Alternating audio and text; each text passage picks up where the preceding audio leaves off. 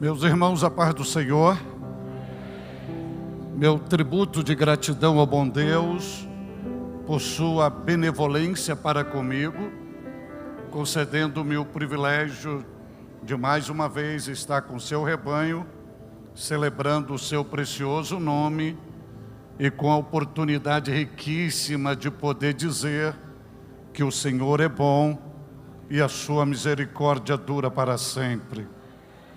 Oxalá, se não fora o Senhor em nosso favor, já estaríamos totalmente destruídos ou consumidos pelos nossos inimigos. Entretanto, se estamos em pé, é porque as santas e potentes mãos do Senhor têm nos sustentado diariamente. O Senhor seja magnificado por tudo. Meu tributo de gratidão a Deus pela vida, pela família, pelo ministério do pastor Gilmar Miguel, da pastora Inês, agradecê-los juntamente com a sua diretoria por me acolher aqui, estendendo a vossa mão sacerdotal, ministerial, pastoral sobre a minha vida, abençoando-me e permitindo-me hoje servir a Jesus debaixo de sua autoridade pastoral. Que o Senhor o conserve, concedendo-vos saúde e longevidade até Cristo voltar. Cumprimentando este casal, eu cumprimento toda a diretoria dos Gideões Missionários, destaco a pessoa do pastor Adriano, todos que de uma forma meritória, ilibada, digna, ao vosso lado ajudam na ação e realização com tanta excelência deste congresso. Que a bênção de Deus vos sejam multiplicadas. Agradecendo a Deus por todos os pregadores que aqui foram usados extraordinariamente por Deus, deixar o meu apreço, o meu respeito, consideração por todos aqueles que se deixaram a ser usados pelo Todo-Poderoso. O Alex Gonçalves é um amigo, companheiro. Nos momentos mais críticos, foi uma das pessoas que Deus usou como bálsamo. Muitíssimo obrigado. Está aqui o Rogério Marchioro, o líder da juventude da UMADS em Curitiba. Está o Bruno Rafael, lá de São Paulo. E nós agradecemos a Deus pela vida destes abnegados servos de Deus. Abra sua Bíblia, por bondade. Abra sua Bíblia. Abra sua Bíblia no livro dos Salmos. E vamos hoje aos Salmos de número 22. Salmos de número 22.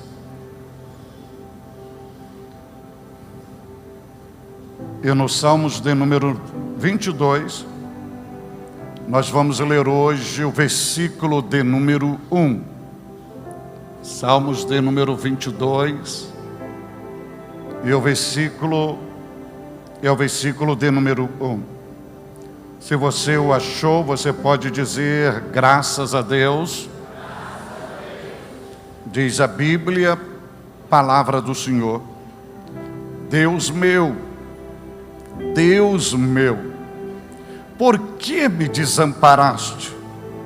Por que te alongas do meu auxílio e das palavras dos meus bramidos? Amém? Olhe novamente para este versículo e vê se está escrito exatamente assim: Deus meu, por que me desamparaste? Por que te alongas do meu auxílio e das palavras dos meus bramidos? Amém, amém. Por bondade, assentai-vos. Se possível, mantenha a sua Bíblia aberta. Eu vou fazer uma ministração expositiva para o seu coração. E neste salmo que lemos hoje, eu vou falar um pouco convosco sobre quando as dores da vida nos fazem sentir desamparados por Deus. Quando as dores da vida nos fazem sentir desamparados por Deus. Servos de Deus, Igreja do Deus vivo, noiva do Cordeiro, santos do Senhor, que hoje me ouve neste santuário, como os senhores e senhoras bem viram e são testemunhas oculares, nós hoje estamos situados no livro dos Salmos, utilizando o 22º capítulo, e especialmente o primeiro versículo. Normalmente, quando olhamos para este salmo, nós visualizamos de forma muito nítida uma projeção do sofrimento do Messias. Haja vista que este salmo, ele é profético, ele é messiânico, ele é cristocêntrico e nele está expresso o sofrimento do Messias e a sua plenitude de cumprimento, de forma fidedigna, vai culminar na cruz do Calvário, onde o Filho de Deus oferece a sua vida em favor de cada um de nós. Porém, a minha proposta hoje aqui não é olhar para este salmo com uma visibilidade da morte vicária de Jesus, dos seus sofrimentos, dos seus algozes. Não é falar sobre a dramaticidade do Calvário e da pessoa de Jesus. Mas a minha proposta é ser fiel à literalidade do texto, olhá-lo de uma perspectiva literal e convidá-los, à luz da Bíblia Sagrada, a fazer uma viagem na alma, no espírito, no homem interior do salmista. Porque, além de termos uma projeção cristocêntrica, esta projeção é feita por um ser humano, similar a mim, similar a você, que nesse cântico, além de ser um louvor, é uma exposição, uma anamnese da sua alma, onde ele fala das suas dores, das suas crises, dos seus sofrimentos e da maior dor que um ser humano que serve a Deus pode senti-la. É quando ele, no seu caos, clama por Deus, grita por Deus, ora a Deus, invoca a Deus, e ele carrega um sentimento que fora desamparado, que Deus tirou os olhos de cima dele, que Deus não cuida dele, que Deus não ama ele, e que o Deus dos céus decidiu remover a sua mão, seu amor, sua misericórdia.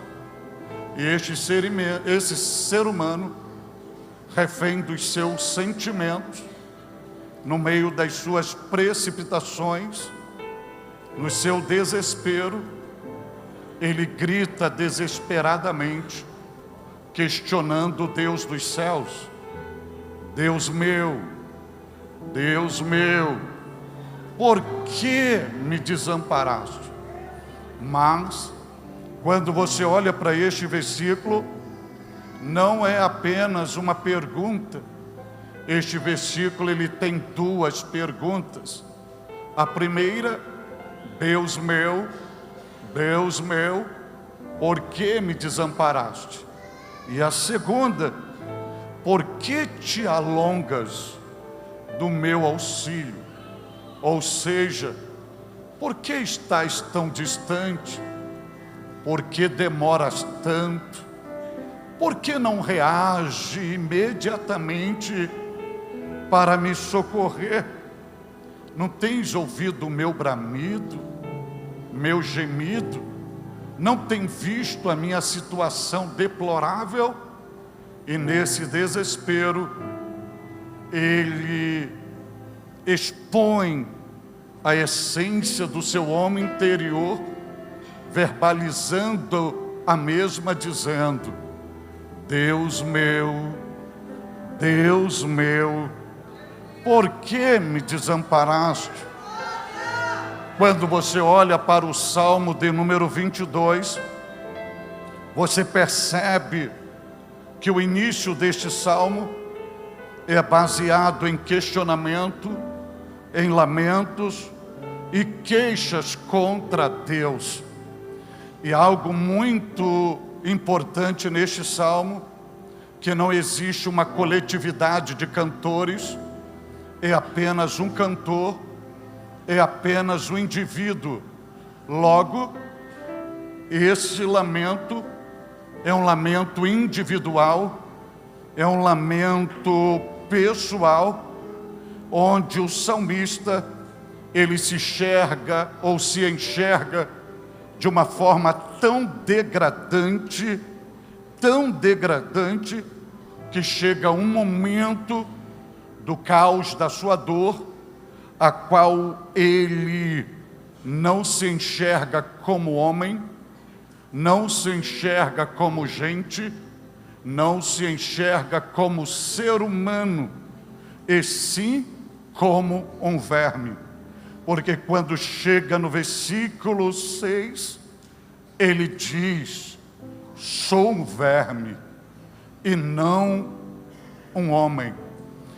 O caos, a dor, o sofrimento é tão profundo que ele perde o senso do que é ser gente, do que é ser humano, porque ele está sendo autoflagelado, martirizado, está sofrendo, está na masmorra da dor, e nessa masmorra ele perde o senso do que é ser humano e diz: sou um verme.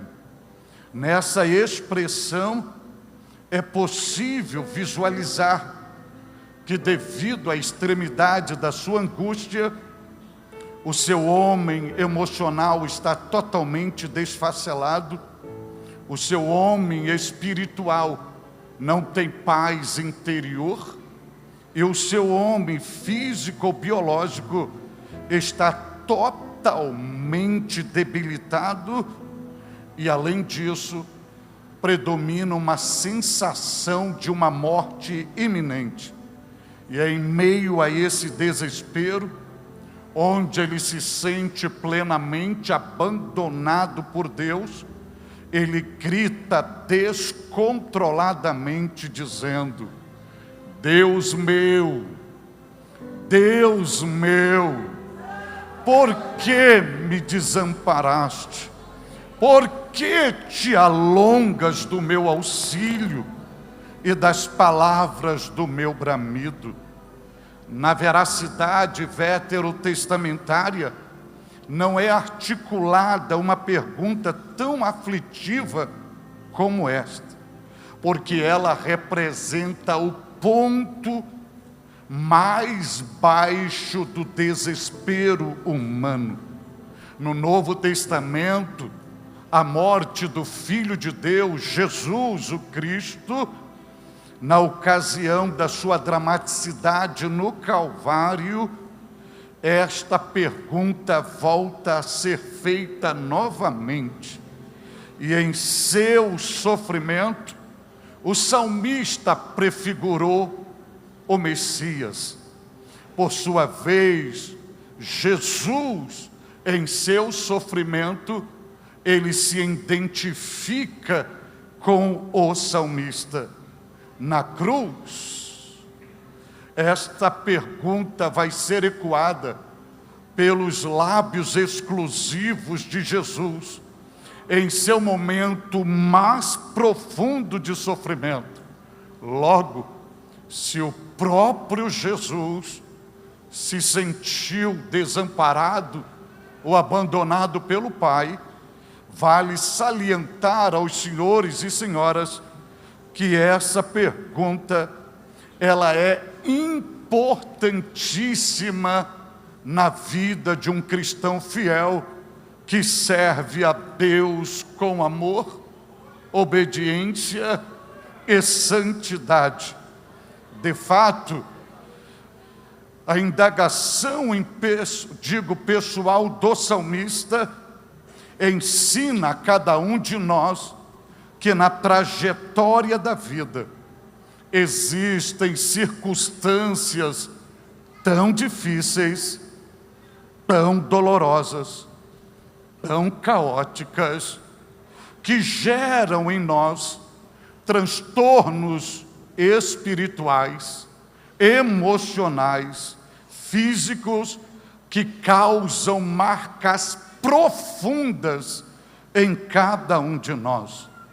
Por mais que dia a dia, cada um de nós venhamos não medir esforços para agradar a Deus e cultivar a fé genuína em Deus, porém, isto não nos isenta de, em algum momento da vida, nos sentirmos abandonados ou desamparados por Deus.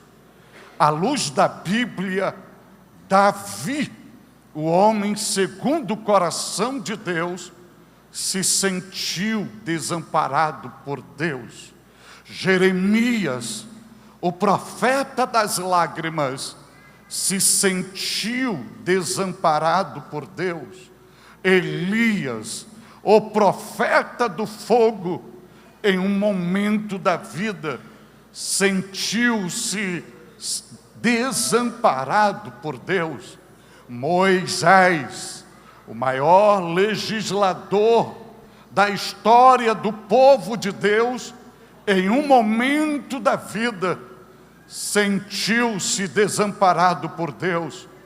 E Jesus Cristo, o autor e consumador da nossa fé, o Cordeiro de Deus, o carpinteiro, na cruz, ele vai liberar 7 palavras fundamentais, universais.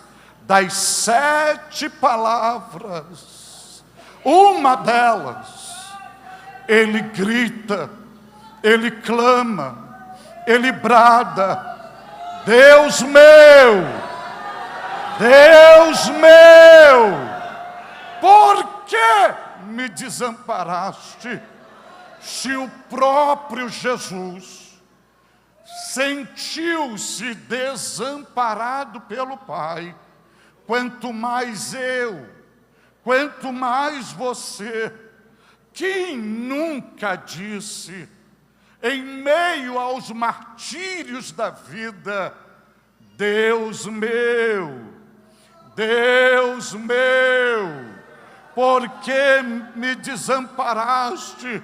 Por que te alongas no meu auxílio e do meu bramido? Esse salmo, essa pergunta, esse lamento: Deus meu, por que me desamparaste? Nos convida a percorrer uma jornada profunda de dor, de humilhação, de aflição, de amargura e de sensação do abandono divino. Entretanto, também nos convida a uma jornada de fé, de esperança e de restauração. Porém, seja no vale, ou seja no Monte Calvário, o cântico do desesperado em meio aos sofrimentos, quando se sente desamparado ou abandonado por Deus, é: Deus meu, Deus meu, por que me desamparaste? Por que te alongas do meu auxílio e das palavras do meu bramido? Quem dentre nós, no exercício da praticidade da vida cristã, nunca perguntou: Deus meu, Deus meu, por que me desamparaste? Nesta pergunta, é possível extrairmos algumas lições importantíssimas para fazermos aplicabilidade na história de cada um de nós, no exercício da nossa vida cristã. E a primeira lição que eu extraio daqui para compartilhar convosco é: na regência do plano divino, para viver o nosso propósito, tem que experimentar o solitário altar do sacrifício. Deixa eu lhe explicar isso com mais detalhe. A grande lição que este Salmo no versículo 1 nos dá é que na regência do plano divino, para viver o nosso propósito, tem que experimentar o sofrimento solitário no altar do sacrifício. E onde eu extraio esta lição? Existe o verbo bramar no final do versículo, quando o salmista diz: e das palavras do meu bramido. Essa expressão e esta verbalização, ela descreve um animal selvagem, dentre eles um leão ou um urso, em um momento de sofrimento. Logo, o salmista, quando está expressando esta palavra em forma de questionamento, ele está se sentindo um animal ferido, levado para o altar do sacrifício, para viver um momento solitário. E com isto ele ensina a nós: se você quer viver a regência do plano divino, prepara-te para experimentar o momento solitário no altar do sacrifício, onde você vai bramar, você vai gritar, você vai gemer, você vai buscar ajuda e você não vai perceber nenhum tipo de ajuda. O salmista nos ensina que, nos momentos da vida, é Deus que faz do nosso corpo uma oferta, e o próprio Deus nos oferece no altar do sacrifício.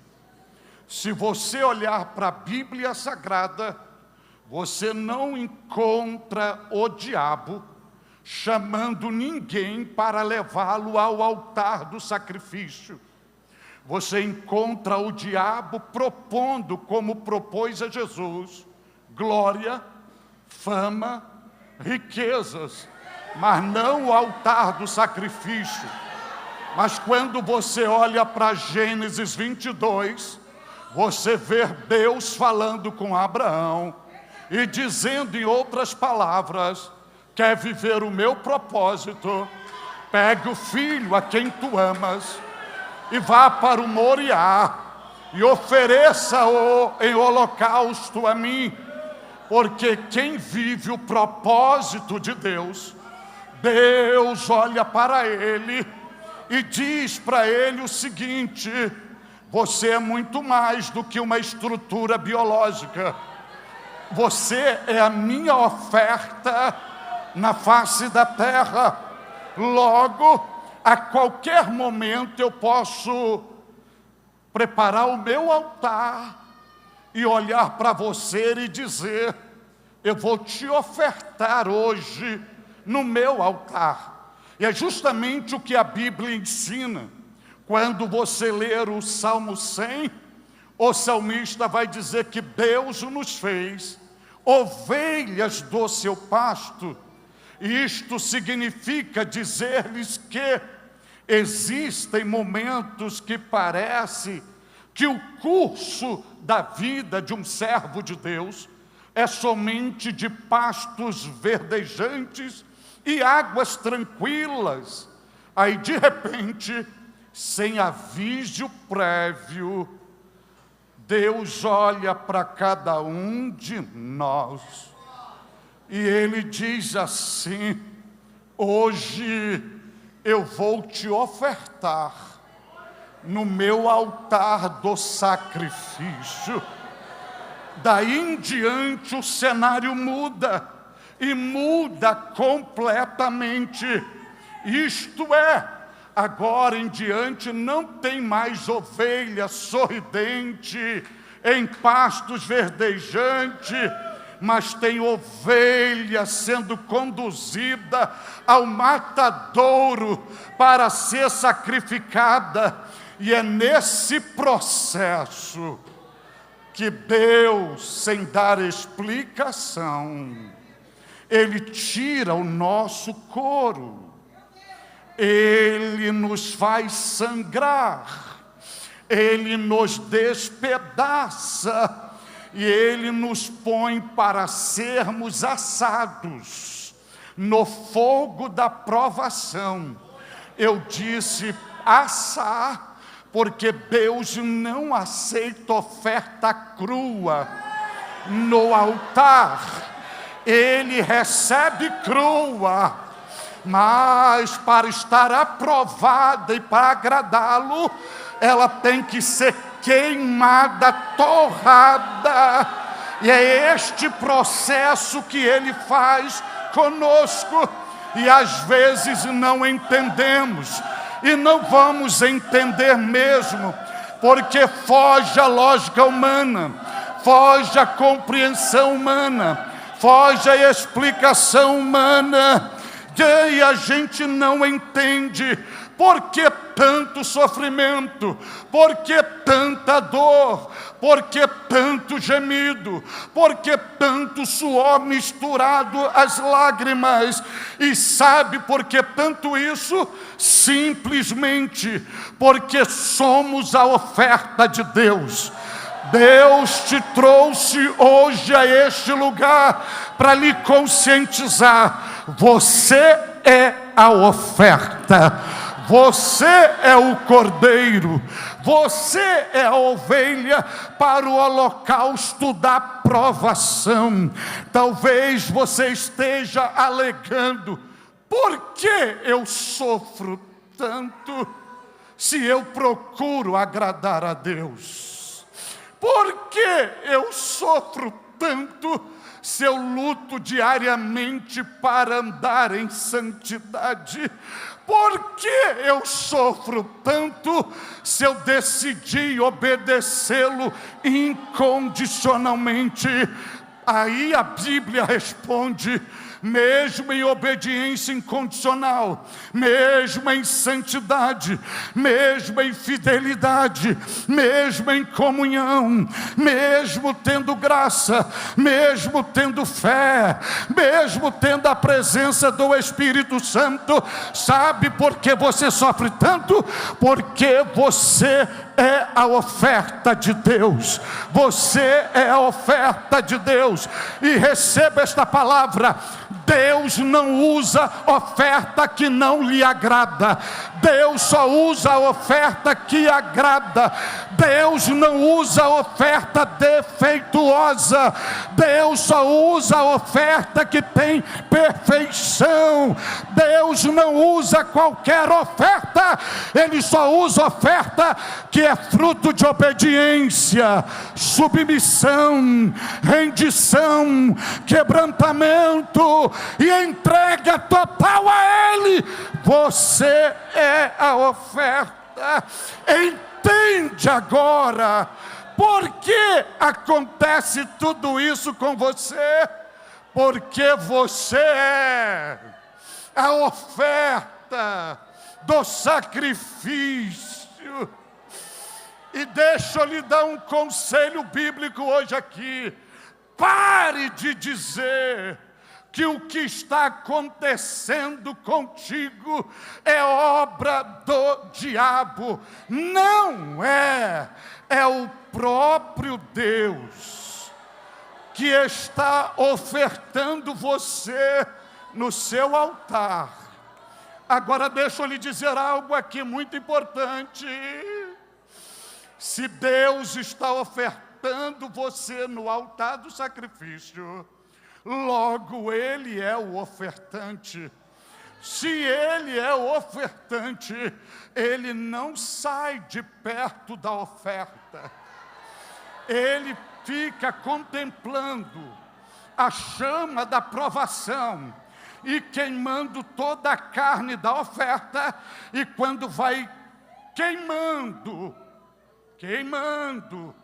e deixa eu explicar isso com uma linguagem bíblica, porque Deus proibiu os sacerdotes comer a gordura da oferta de holocausto, porque é na gordura que está o aroma para ele inalar. E quando você está ofertado no altar do sacrifício, ele não sai de perto do altar. Aí o aroma do sacrifício vai subindo e ele está olhando e fazendo assim.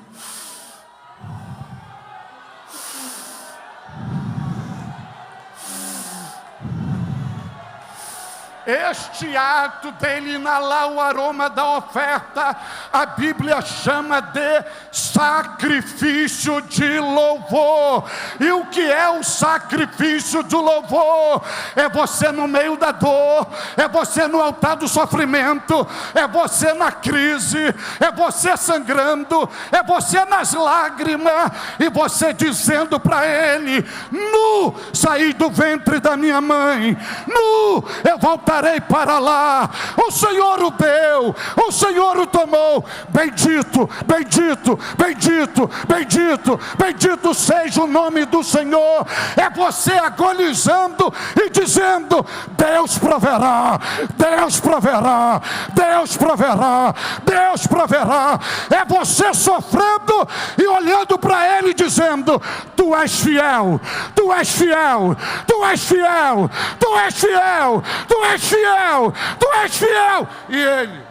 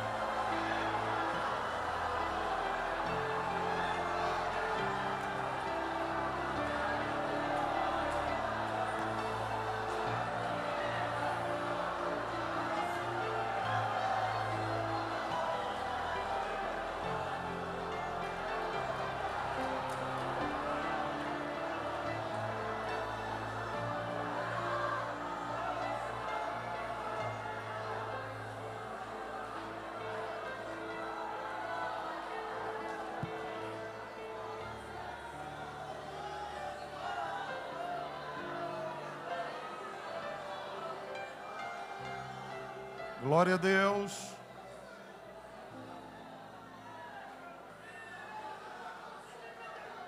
Para liberar vocês,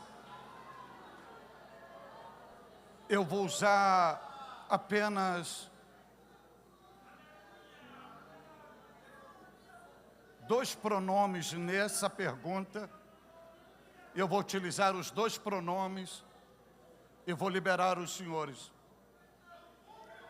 Se você olhar para a sua Bíblia, você vê que o salmista começa assim: Deus meu, Deus meu.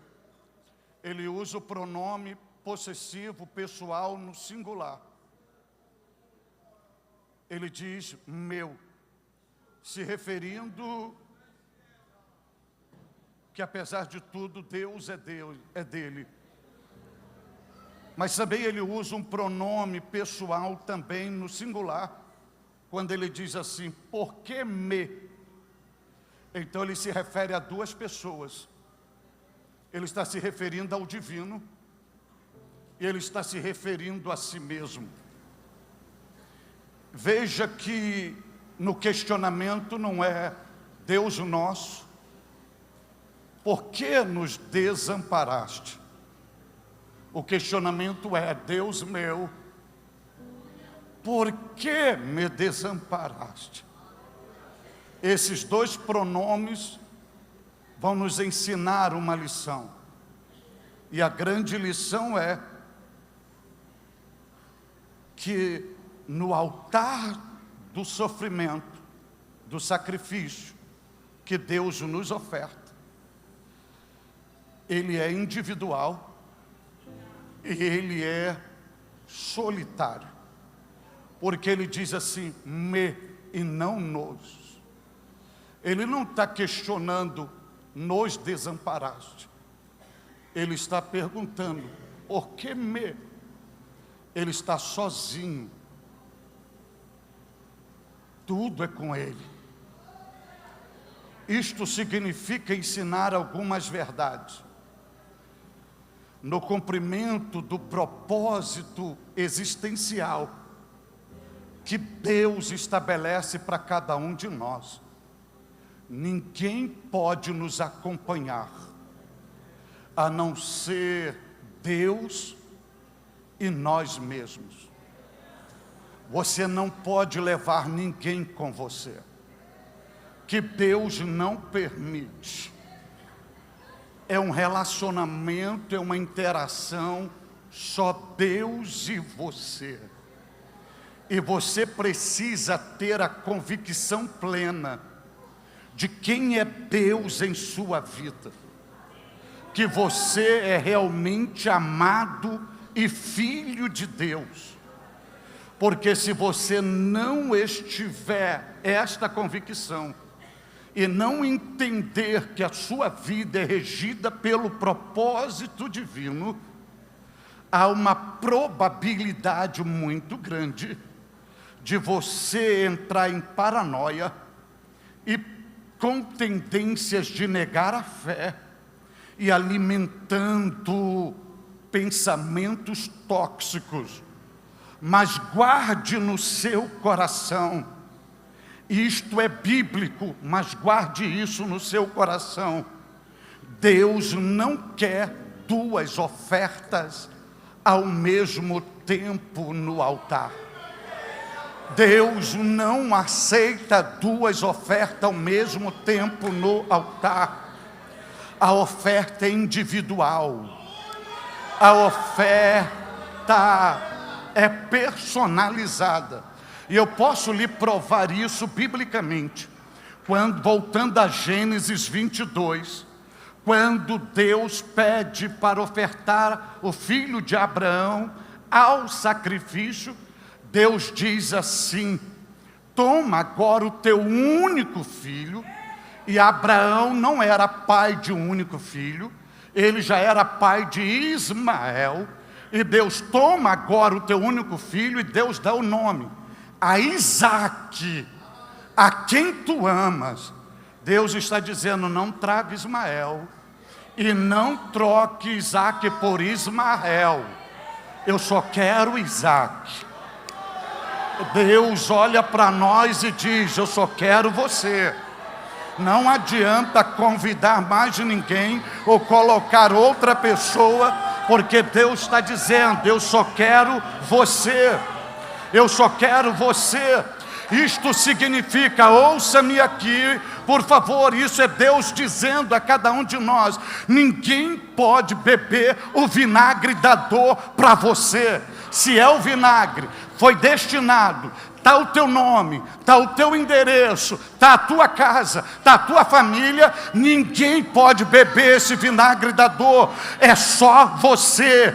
Ninguém pode beber o cálice do sofrimento por você, é só você. Se você olhar para o interior do Getsemane, Jesus não estava sozinho no Getsemane, lá estava Pedro, lá estava Tiago, lá estava João, mas o Pai não estava servindo o cálice do sofrimento a Pedro, a Tiago, a João. Já Pedro nunca ouviu: este é meu filho amado em que me comprazo. João nunca ouvira: este é meu filho amado em que me comprazo.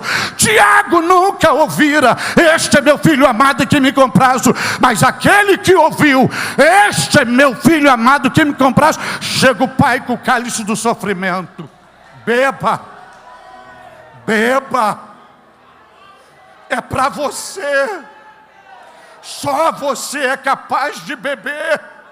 Ninguém pode beber o cálice do sofrimento por você. Ninguém pode usar a coroa de espinho por você. Ninguém pode assumir a cruz por você. É somente você. E neste processo, o processo do sofrimento é solitário, é sozinho.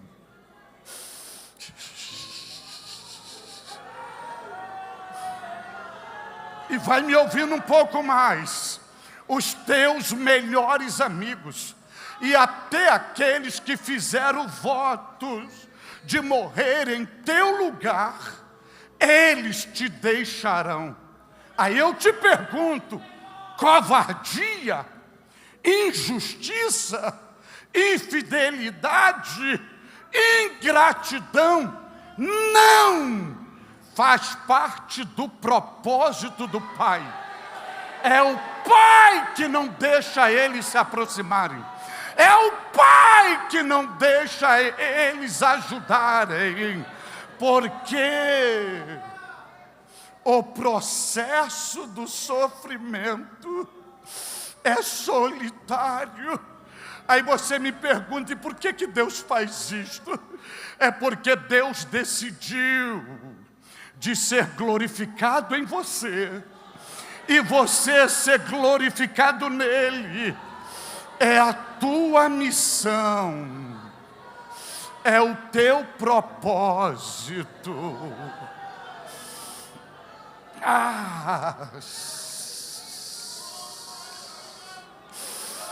Aí você deve estar me questionando: e por que Deus me escolheu para isto? Por que Deus me olhou para fazer uma oferta? Eu vou lhe explicar. Sabe por que Deus planejou isso para você? Porque Deus confia em você. Deus acredita em você. Deus tem a plena certeza que mesmo você sendo sacrificado no altar em meio às dores, você não vai traí-lo, não vai abandoná-lo,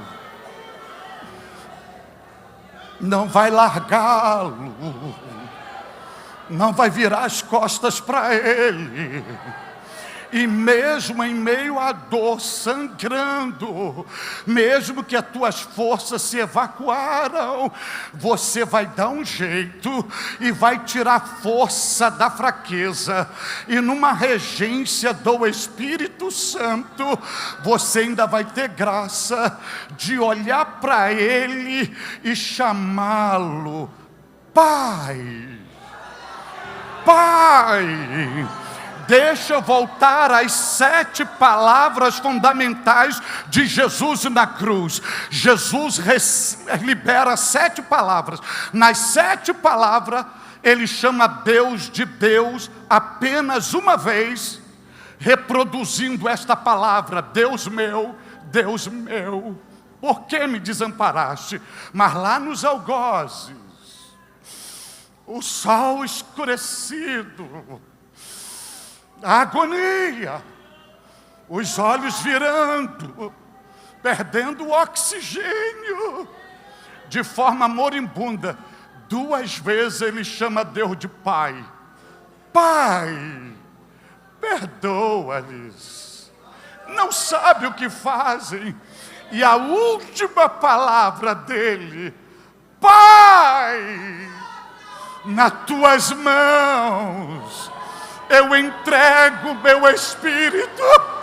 Ele agonizando e com os olhinhos virados para o céu, dizendo: Pai, Pai, Pai. É por isso que os incrédulos, o diabo, não entende a nossa vida, porque a gente está sangrando, está gemendo, está na moenda, está nas lágrimas, e a gente ainda tem graça, a regência do Espírito Santo, e olha para o céu e diz para todo mundo ouvir: eu tenho um Pai. Pai. Aí chega Paulo, vai dizer assim em Gálatas 4:6: e porque sois filhos, Deus enviou aos vossos corações o Espírito do seu Filho, que clama: Abba, Pai. Abba, Pai. Você sabe que o conceito bem simplório de Abba, Pai é paizinho querido. Mas na prática, na dinâmica do Espírito Santo, da vida cristã espiritual, você sabe como que funciona essa declaração: paizinho querido? É você no altar, é você no sacrifício, é você na dor, é você nas lágrimas, é você no gemido, e você falar com ele: meu Pai, com muito respeito, encosta a sua cabeça aqui. Aí ele, numa linguagem antropomórfica, ele encosta a cabeça aqui. A palavra beijo, a palavra adoração no latim, vem de uma expressão: beijar a mão de. É como se Deus estende a mão e você fica assim, ó, adorando. Mas nesse caso, numa linguagem antropomórfica, ele estende a cabeça aqui, e você, em meio à dor, levanta a mão cansada e vai no rosto dele e diz assim: paizinho querido, eu te amo. Está doendo, mas eu te amo. Não estou entendendo nada, mas eu te amo, paizinho querido. Está difícil para mim, mas eu te amo. Eu te amo, paizinho querido. Paizinho querido. Paizinho querido. Paizinho querido. Paizinho querido. Paizinho querido.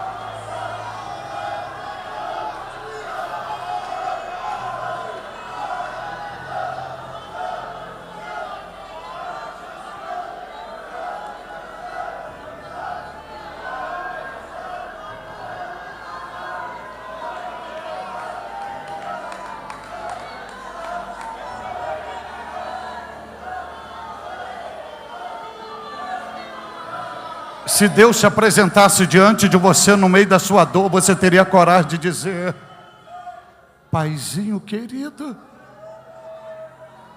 eu te amo.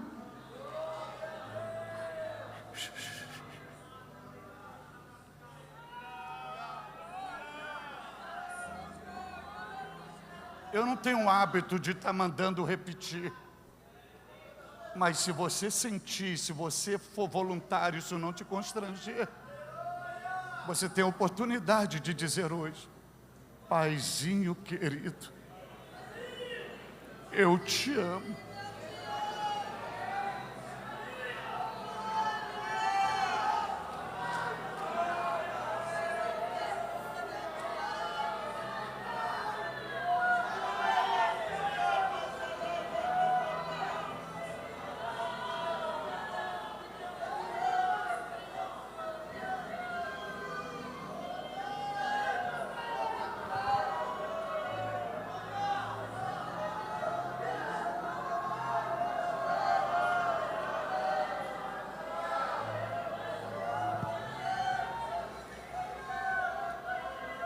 Eu não posso abortar a operacionalidade do Espírito Santo.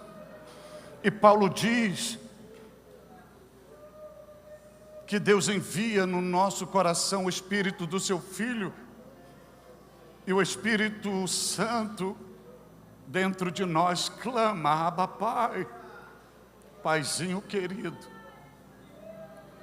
Eu quero diante de Deus, debaixo da graça do Todo-Poderoso, coberto pelo sangue de Jesus e banhado pelo Espírito Santo, lhe anunciar que a partir de agora, o bendito Espírito Santo, ele dará um testemunho no teu espírito e ativará esse cântico dentro de você.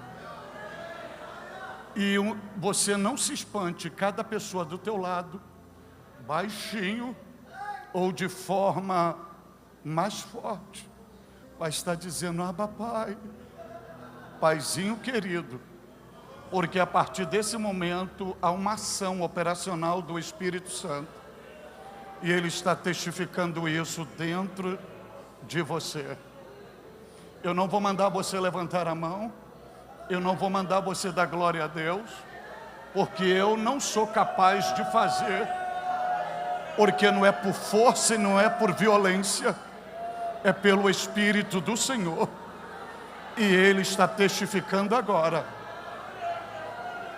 E muitos que receberão esse testemunho não conseguirão se manter sentados nos seus lugares. Porque haverá um turbilhão, um movimento muito forte no seu interior. E ali de dentro vai vir um ecoar, um cântico: Abba, Pai, Paizinho querido, Paizinho querido, Paizinho querido. Aguardem alguns segundos e vejam o que o Espírito de Deus vai fazer aqui.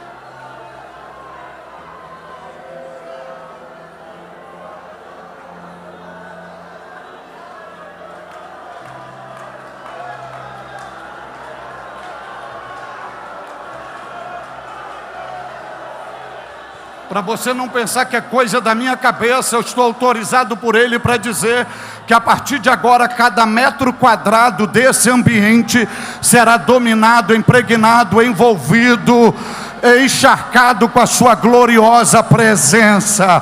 E você vai ver pessoas chorando. E não se escandalize se outras saírem correndo e começarem a se jogar no altar dizendo: Paizinho querido, mesmo na dor, mesmo no sofrimento, eu te amo.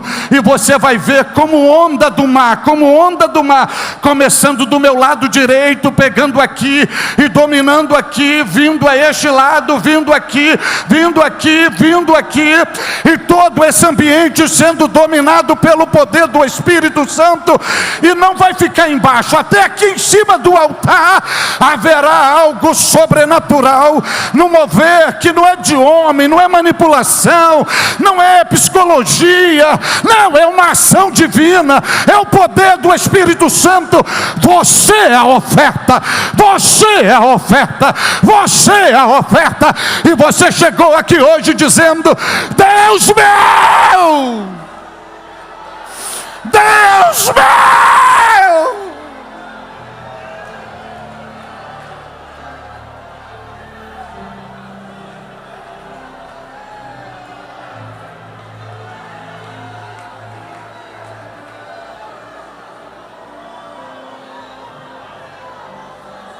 Eu tinha mais que falar convosco, mas por obediência pastoral e ética ministerial, eu vou parar agora.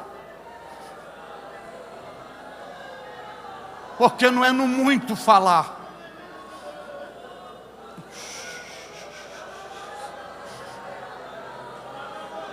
Agora se coloca de pé.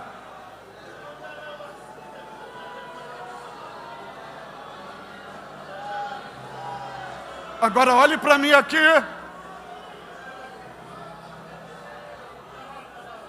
Olhe para mim aqui. Na verdade, o salmista não estava desamparado, porque não é um ponto final que ele coloca no versículo, é um ponto de interrogação. Ele está se sentindo desamparado. Se sentir desamparado não é sinônimo de desamparado. Agora olhe para mim aqui. Ele se sentindo desamparado, qual é a primeira palavra que sai da boca dele? Não é desamparo. A primeira palavra é Deus. Deus. Quando você não estiver entendendo nada, não empreste a sua boca a Satanás para liberar maldição. Abra a boca e diga: Deus. Quando o vento estiver contrário, abra a boca e diga: Deus. Quando a terra e os montes estiverem mudando de lugar e as águas do mar estiverem bravias, diga: Deus. Quando você se sentir no deserto ou no altar do sacrifício sozinho, diga: Deus. Deus, Deus, Deus, Deus, Deus, Deus.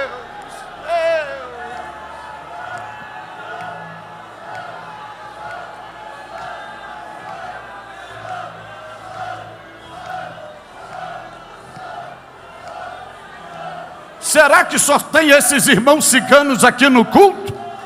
Será que só tem eles no culto?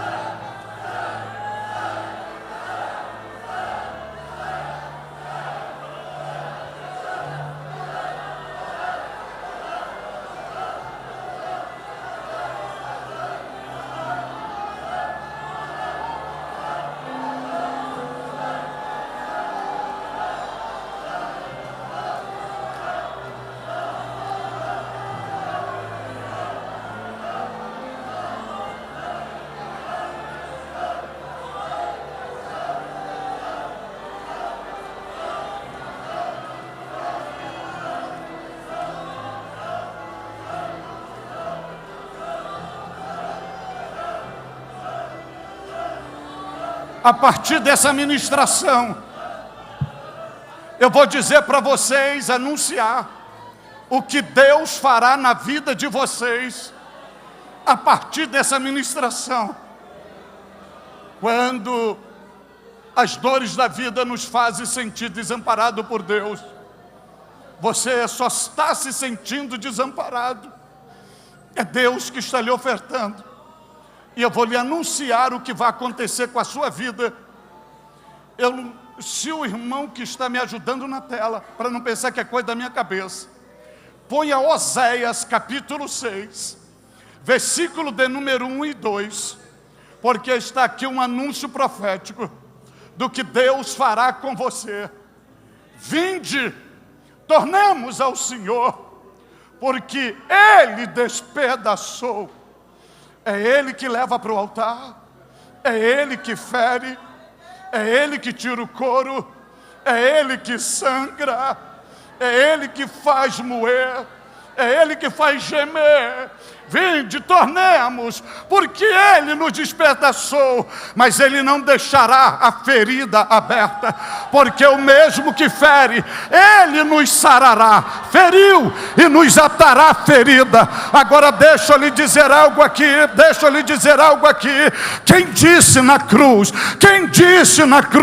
Deus meu, por que me desamparaste? Vai ter uma resposta, não na cruz, não naquele momento, mas 3 dias depois. E coloca o versículo 2,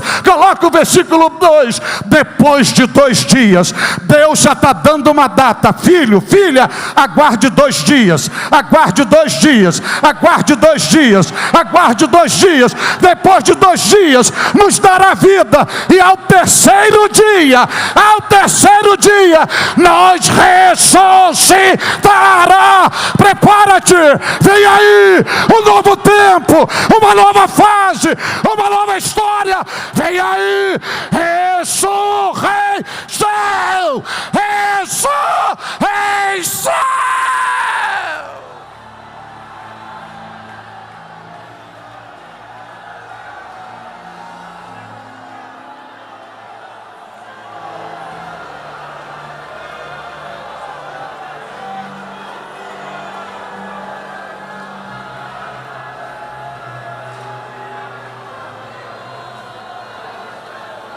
Diante da palavra ministrada na regência do Espírito Santo, eu quero me dirigir a 2 classes de pessoas. Eu quero me dirigir a você, não evangélico, que você vive questionando onde está Deus, porque Deus, que Deus é esse?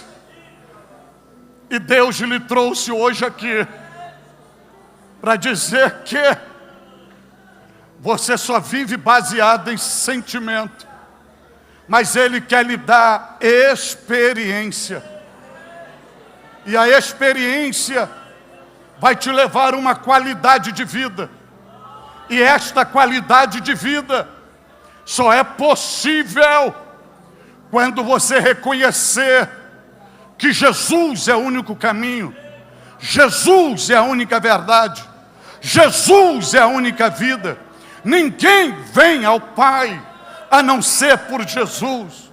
2ª classe de pessoas, você é afastado do Evangelho, que por uma mínima coisa você foi embora, você não suportou, você não aguentou o peso da cruz e preferiu as aventuras da vida. Hoje você nega que é filho e filha de Deus, mas Deus, o Deus que é teu Pai, o Paizinho querido, Ele não nega a paternidade dEle sobre você. Ele tem honra de você, porque você é especial. Você vale mais do que o diamante. Ele não desiste de você. E hoje, Ele te trouxe aqui para lhe fazer um pedido. Filho, filha, deixa-me eu cuidar de você. Eu só quero cuidar de você. Eu não quero nada seu. Eu só quero você. E hoje Você pode viver o novo de Deus. Você pode ter hoje, gratuitamente, a certeza do perdão dos seus pecados, a salvação da sua alma, a garantia de vida eterna, e você viver o novo de Deus, baseado na pessoa de Jesus. Lembro aos senhores que Jesus é o único mediador entre Deus e os homens. Jesus é o único nome a qual devamos ser salvos. Jesus, a expressão máxima do amor de Deus. E hoje você tem a liberdade, o privilégio de viver algo especial, alcançar a liberdade, reconhecendo Jesus como o Senhor e Salvador da sua alma. Entretanto, eu te convido agora, onde está entre nós uma pessoa não evangélica, ou afastada do Evangelho, que deseja Jesus como Senhor e Salvador da sua alma.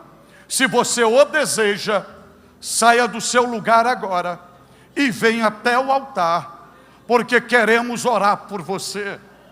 Onde estará a primeira pessoa que deseja Jesus como Senhor e Salvador da sua alma? Onde está você agora? Venha Jesus, venha Jesus, venha Jesus. É a sua alma que está em jogo, é você que está em perigo. Escapa-te por tua vida. Venha Jesus agora.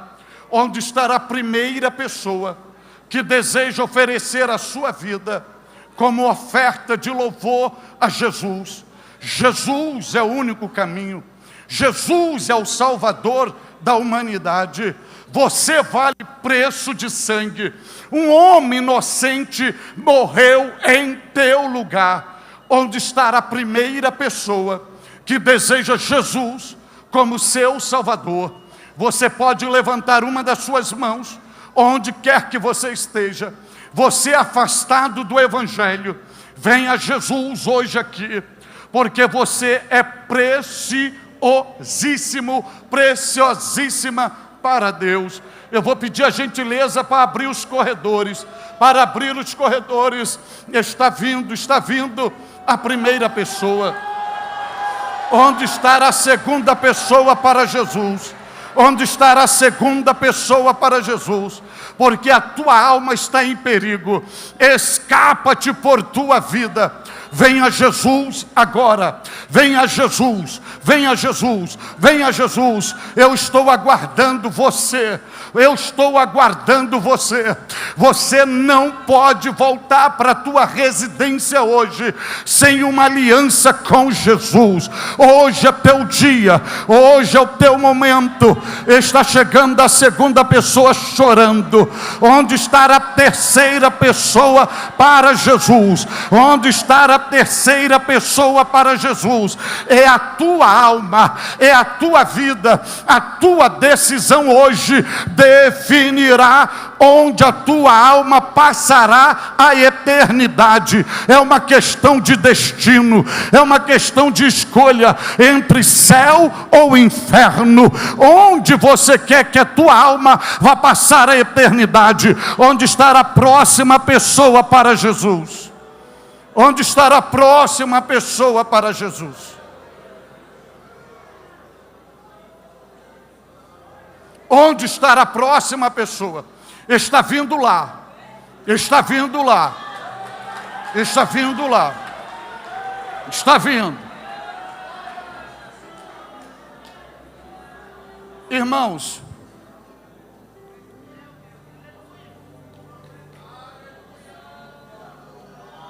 vocês podem me dar pelo menos 5 minutinhos?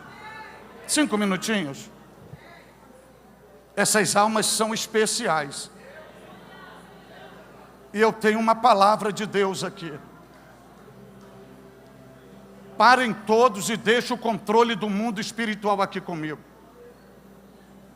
Aparentemente todos aqui são membros da igreja. Mas não é isso que o Espírito Santo vem falando comigo no decorrer da ministração. Por fim, ele me disse claramente acerca de 10 pessoas que me ouvem nesta casa, em um tormento infernal. E o próximo passo é um passo de desgraça, para não dizer de fatalidade. E essas 10 pessoas, o Senhor as trouxe aqui para dizer as mesmas que hoje está dando a elas. É a última oportunidade da vida delas. E vou um pouco mais além. É uma questão de vida ou morte. Tem 10 pessoas que não podem voltar para casa hoje sem uma aliança com Jesus. Por amor à tua alma, onde estará a primeira das 10? A primeira das 10. Vai abrindo os corredores. Vai abrindo os corredores. Eu quero a primeira das 10. Está vindo. Eu quero a segunda das 10.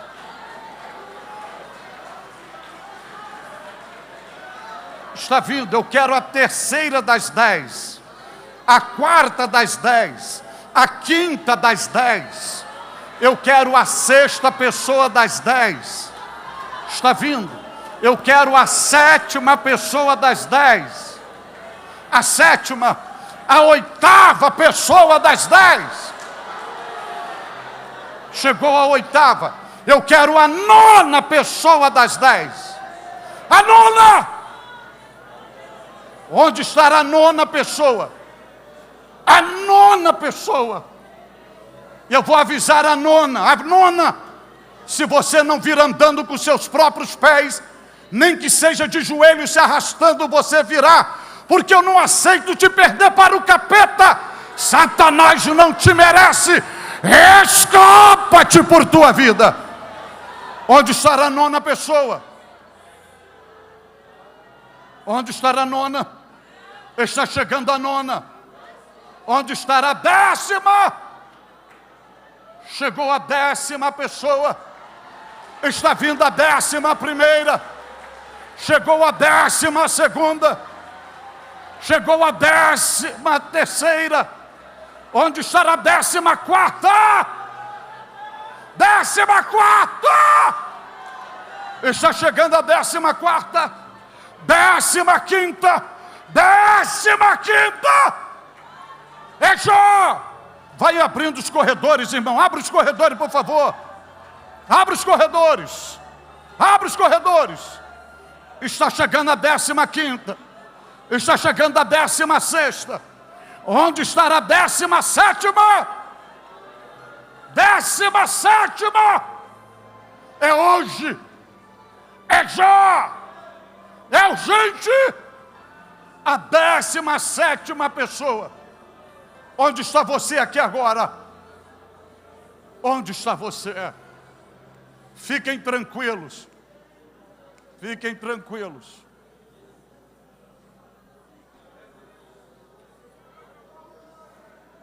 O inferno não foi feito para você. Se você ama a si próprio, a si própria, venha Jesus agora. A 17ª. A 17ª. A 17ª pessoa. Correndo. Correndo. Chegou a 17ª. Eu quero a 18ª. A 18ª. Vai vir a 18ª. Está chegando. Está chegando. A 18ª. Chegando. E chegando também a 19ª. Está chegando mais um. Está chegando a 20ª pessoa. A 20ª pessoa. Olhe para mim aqui. Olhe para mim aqui. tinha já um grupo, eu sei que eu contabilizei 20, sem contabilizar esse grupo. Está vindo a 21ª. Olhe para mim aqui. Eu vou pedir o meu amigo para trazer a 22ª. Porém, eu quero fazer uma aliança convosco. O meu amigo trazendo a 22ª. Vocês me prometem que vocês vão adorar a Deus até os pulmões de vocês racharem. Então faça silêncio e abaixe as mãos. Silêncio. Eu sou diferente dos pregadores pentecostais. Abaixa as mãos, faça silêncio. Eu vou pedir a 12ª.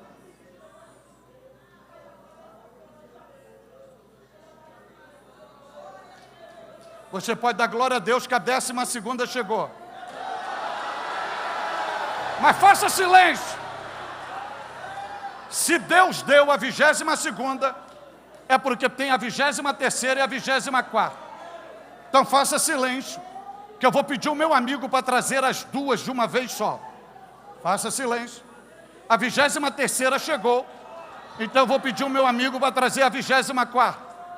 A 24ª. Faça silêncio, abaixe as mãos. Meu amigo, meu companheiro, meu consolador divino, bendito Espírito Santo. Por amor a Jesus, eu te peço, não deixe essa pessoa sair daqui hoje sem uma aliança com Jesus. Por favor, amigo Espírito Santo, quebranta o coração desta pessoa, convence-a do pecado, derrame o amor de Deus nela, e para a glória de Jesus, pegue na mão dela, convide a Jesus, traga a ela a salvação, porque ela não fora criada para as trevas. Eu te peço isso, amigo Espírito Santo, no nome do Senhor Jesus. Pode vir, pode vir, pode vir, pode vir. Abra os corredores, por favor. Abra os corredores. Onde está a 24ª e está chegando ali. E vocês prometeram, da glória a Deus.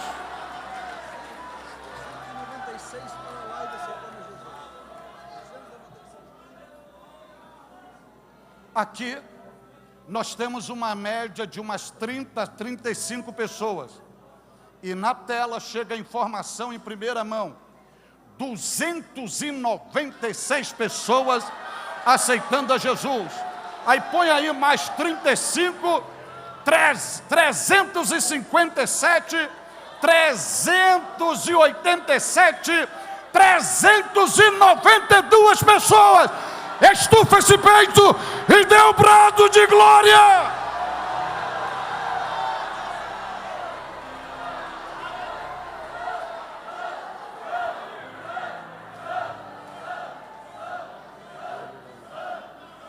Você é um engraçado. Pastor. Meu presidente, que honra.